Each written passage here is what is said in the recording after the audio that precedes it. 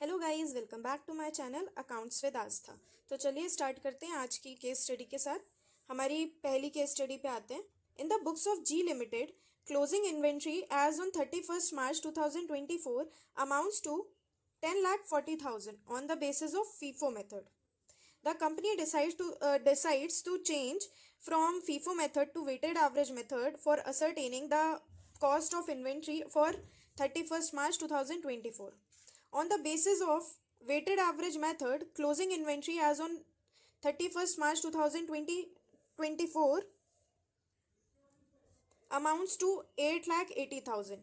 Realizable value of the inventory as on 31st March amounts to 12 lakh. देखिए, हमारी जी limited पहले क्या फीफो मेथड यूज़ करती थी, पर अब उन्होंने चेंज करने को सोचा है कि वो फीफो से किस में आ जाएंगे, एवरेज वेटेड एवरेज में आ जाएंगे. और तो फीफो में कितना हमारा था इन्वेंट्री 10,40,000 और वेटेड एवरेज के हिसाब से कितना है 8,80,000. अब हमारा इन्वेंट्री की एनआरवी कितनी है 12 लाख. तो अब हमसे क्वेश्चन क्या पूछ रहा है, what will be the value of inventory in the books and what disclosure should be given in the financial statement of on 31st March 2024. ठीक है, देखिए अब हमें किसके हिसाब से लिखना, वो क्या बोलते हैं, रिकॉर्ड करना पड़ेगा वेटेड एवरेज के हिसाब से. तो वेटेड एवरेज के हिसाब से हमारी कितनी है, वेटेड एवरेज के हिसाब से हमारी कितनी है 8,80,000 और हमारी एनआरवी क्या है 12 lakh.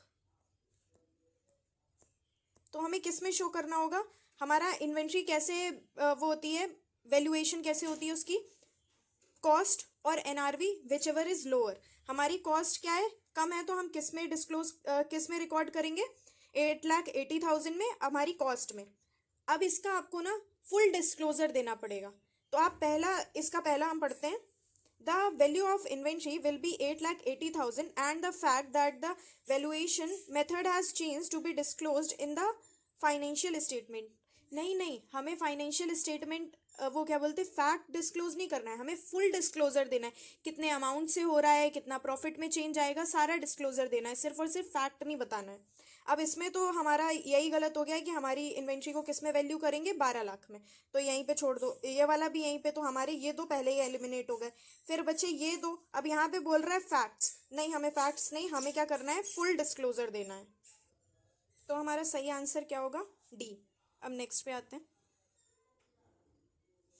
A Limited has a balance of 17,15,000 in the loan account with the State Finance Corporation, which is inclusive of 1,15,000 for interest accrued but not due. The loan is secured by hypothecation of the plant and machinery. अब वो बोल रहा है कि हम balance sheet में कैसे disclose करेंगे. ठीक है, अब देखिए पहले तो हमारा अमाउंट कितना था 17,15,000. तो हमें इतना तो पता है ये हमारा क्या है लॉन्ग टर्म डेट है. लेकिन इसमें से 1,15,000 हमारा क्या है interest accrued but not due. अब देखिए बहुत से लोग ना इसको करंट लाइबिलिटी में डाल देंगे हमारा शॉर्ट टर्म बोरोइंग में, पर ये शॉर्ट टर्म बोरोइंग नहीं है. शॉर्ट टर्म बोरोइंग तो हमारी क्या होती है जो हमें इसी साल पे करनी होती है. ये तो हमारा क्या है इंटरेस्ट है. तो ये हमारा किस में चला जाएगा, अदर करेंट लाइबिलिटी में चला जाएगा. तो हमारा लॉन्ग टर्म बोरोइंग में कितना जाएगा 16 लाख और अदर करेंट लाइबिलिटी में कितना जाएगा 1,15,000. तो हमारा आंसर क्या है 16 लाख जाएगा secured loan under long term borrowing. हाँ ये तो सही है, बट उन्होंने आगे का नहीं बताया. ठीक है, नेक्स्ट पे आते हैं. डिस्क्लोज 16 लाख, हाँ ये तो सही है, बट इधर बता दिया उन्होंने हम जो ये 1,15,000 है उसको शॉर्ट टर्म बोरोइंग दिखाएंगे. नहीं, शॉर्ट टर्म बोरोइंग नहीं, हम क्या दिखाएंगे अदर करेंट लाइबिलिटी. तो हमारा ये वाला सही है, क्योंकि 16 लाख हम कहाँ डाल रहे हैं लॉन्ग टर्म बोरोइंग में डाल रहे हैं और 1,15,000 कहाँ पे डाल रहे हैं अदर करेंट लाइबिलिटी में डाल रहे हैं.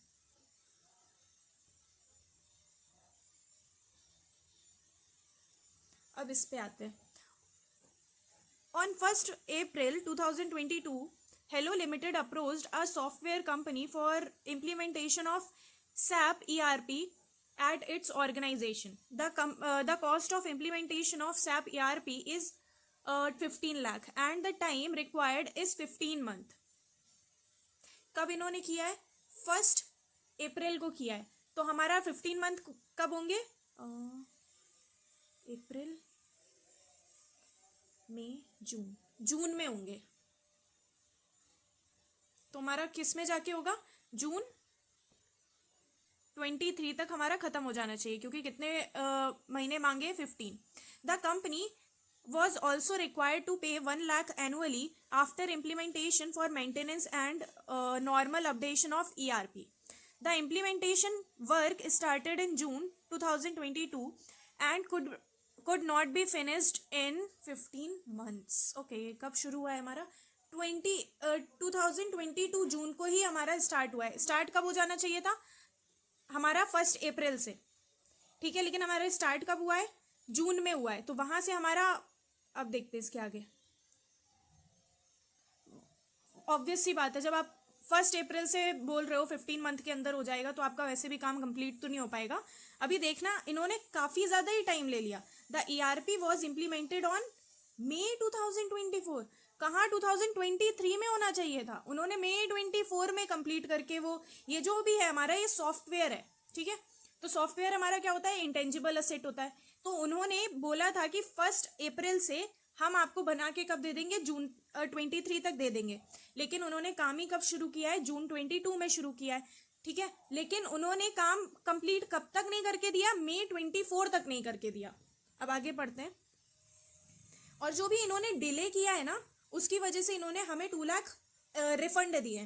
तो हमारा था कितने का, हमारा ये SAP ERP जो भी हमारा सॉफ्टवेयर कितने, 25 लाख का था, उसमें से 2 लाख हमें मिल गए. तो हमारी कॉस्ट अब कितनी बची, 23 लाख हो गई हमारी कॉस्ट, ठीक है. The company recognise the intangible asset SAP ERP on September 2023. क्योंकि इन्होंने जून 22 में किया, तो उन्होंने यहाँ से काउंट किए 15 मंथ, जो कि आएगा हमारा सितंबर 2023. लेकिन हम तब तक कोई भी एसेट रिकॉग्नाइज नहीं करते जब तक वो रेडी टू यूज ना हो जाए. और रेडी टू यूज वो कब हुआ है, वो तो मई 24 में हुआ है ना. तो फिर इन्होंने ये चीज तो गलत की है, इनको रिकॉग्नाइज नहीं करना चाहिए था. After 2 years the company has got the SAP ERP more upgraded with the latest version and additional features and functions, which also increased its speed and usage to Hello Limited for 7 lakh. तो चलिए पहला question पढ़ते हैं इस case study का. On which date the tangible asset should be recognised. अभी मैंने आपको ऊपर बताया कि मई 24, जब असेट रेडी टू यूज हो गया है, हम तब क्या करते हैं, रिकॉग्नाइज करते हैं. तो मई 24 आंसर होगा. At what amount the SAP ERP should be initially recognised as intangible asset. मैंने बताया 25 लाख का था, 2 लाख हमें वापस रिफंड मिल गया, तो कितने में हम करेंगे, 23 लाख. तो 23 लाख कौन सा आंसर है हमारा, थर्ड. उसके बाद how should the annual maintenance and updation expense should be accounted for. ये हमारा P&L में जाएगा, क्योंकि ये कोई हमारे असेट की एफिशिएंसी इंक्रीज नहीं कर रहा है, वो तो एनुअल मेंटेनेंस देना पड़ेगा, तो वो उसी का है. तो फिर ये किस में डालेंगे, हम P&L में डालेंगे. तो हमारा आंसर क्या है, 3. During the implementation period how the expenditure incurred will be accounted for. जो भी इम्प्लीमेंटेशन अभी जो बीच में वो चल रहा था, प्रोसेस चल रहा था, तो हमारा सॉफ्टवेयर क्या रहेगा, इंटेंजिबल अंडर डेवलपमेंट. तो हमारा किस में चला जाएगा, it will be recognised as an intangible asset under development. Next case study पे आते हैं. Fly limited made sale of 7 lakh to Wings International in May 2023 and recognized trade receivable which was initially recorded at the prevailing exchange rate on the date of sale. Transaction recorded at 79.4. ठीक है, हमारा trade receivable जिस दिन हमने लिया है, मतलब जिस दिन हमने सेल करी है, उस दिन ट्रेड रिसीवेबल की वैल्यू कितनी थी, 7 लाख इन INR. हमें किस में चाहिए, डॉलर में. तो हमारे डॉलर का रेट उस दिन कितना था, 79.4. तो हम डॉलर में निकाल लेते हैं पहले. 7 लाख डिवाइड बाय 79.4, तो हमारा ये कितना डॉलर आ जाएगा, 8816. तो 8816 आ जाएगा हमारा डॉलर में, ठीक है. उसके बाद the company took loan also took loan from US company for 10 lakh in December 2023, which was initially recorded at the prevailing rate on the date of transaction. कितना था हमारा? 81.1 था, और हमारा INR में कितना था? 10 लाख. तो 81.1 से डिवाइड कर देंगे, 10 लाख डिवाइड बाय 81.1, तो हमारा कितना डॉलर आ जाएगा? कितना डॉलर आ जाएगा हमारा? 12,330. ठीक है, ये दोनों ही हमारे मॉनेटरी ट्रांजैक्शन है. तो मॉनेटरी ट्रांजैक्शन को हम किस में वो करते हैं? हमारे क्लोजिंग रेट पे. तो हमारा तो पहला क्वेश्चन हमसे क्या पूछ रहा है? What will be the closing balance of trade receivable. हमारा कितने का है? हमारा ट्रेड रिसीवेबल का पूछ रहा है ना. तो ट्रेड रिसीवेबल की कितना डॉलर है? 8,816, और क्लोजिंग रेट कितना है हमारा? 83.3. तो हम 8,816 को इंटू कर देंगे 83.3 से. तो हमारा क्या आंसर आएगा? हमारा आंसर आ रहा है 7,34,373. तो अप्रॉक्स यही है उसके सबसे आसपास. तो हमारा क्या हो जाएगा? थर्ड. तो हमारा क्लोजिंग रेट कितना है? इतना. और हमारा स्टार्टिंग में कितना था? 7 लाख हमें मिलना था, लेकिन अब हमें कितना मिलना है? 7,34,383. तो हमारा ट्रेड रिसीवेबल क्या है? असेट है. पहले हमें 7 लाख मिलना था, अब हमें 7 लाख वो जितना भी अमाउंट है उससे ज़्यादा मिलना है. तो हमारे लिए क्या हो जाएगा? गेन हो जाएगा. तो वो कितना अमाउंट है? पहले था 7 लाख, अरे अब कितना मिलना है हमें? 7,34,383. और पहले हमें कितना मिलना था? 7 लाख. तो इसको आप करोगे तो आपका गेन आ जाएगा कितने का? 34,383 का. और ऐसे ही हमारे लोन का क्या होगा? क्लोजिंग बैलेंस हमारा कितना है डॉलर में, और किससे इंटू होगा? 83.3 से. तो 12,330 इंटू 83.3, तो हमारा क्या आ जाएगा? अप्रॉक्स हमारा ये आ जाएगा. आप जब इसे इंटू करोगे ना, तो आपका इंटू करके आएगा 10,27,089. ठीक है, तो वही अप्रॉक्स में यही आसपास है, और तो कोई है नहीं. तो हमारा इसमें क्या होगा? पहले हमें 10 लाख देना था, अब हमें ज़्यादा देना है. कितने से ज़्यादा देना है? 27,127, 27,127 से.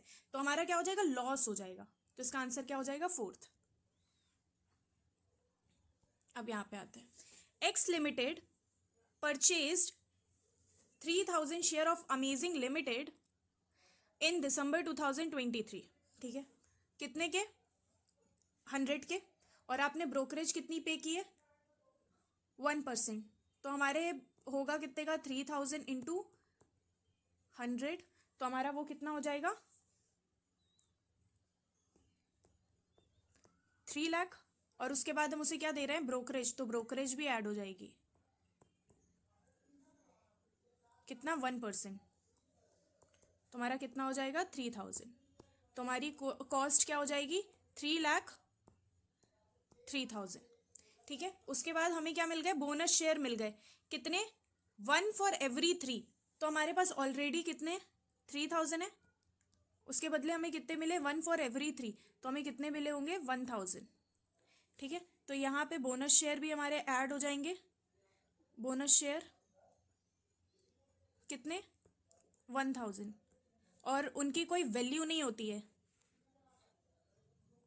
तो हमारा टोटल 4,000 शेयर्स के लिए कितना हमारा वो होगा? कॉस्ट होगी 3,03,000.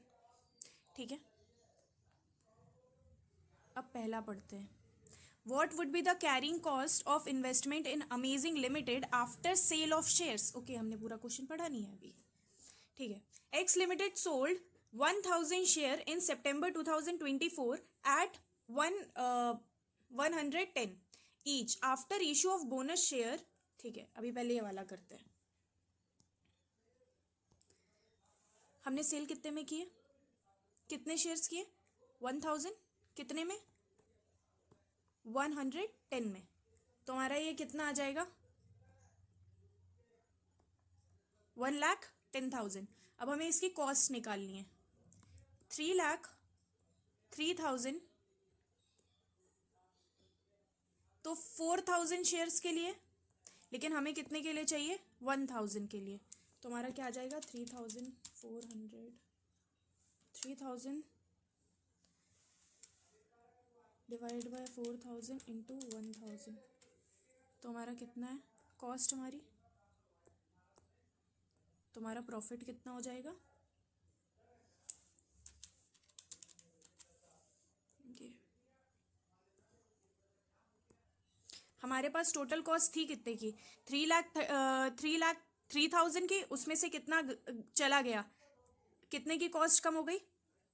75,750। तो हमारा कितना बचा? 3,03,000 माइनस 75,750।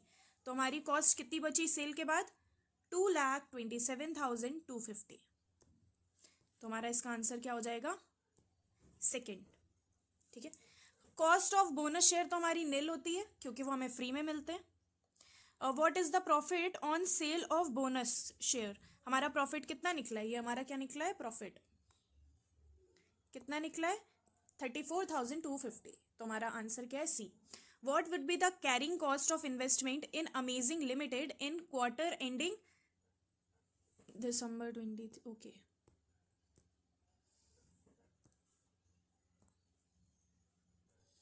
तो हमारे पास अब शेयर्स कितने बचे हैं? 3,000। और कितने का वो अमाउंट कोट किया है हमने? 70। तो 3,000 इंटू 70 तो हमारा कितना आ जाएगा? 21, 2,01,000। और अभी हमारा अमाउंट निकला कितना था बचा हुआ? ये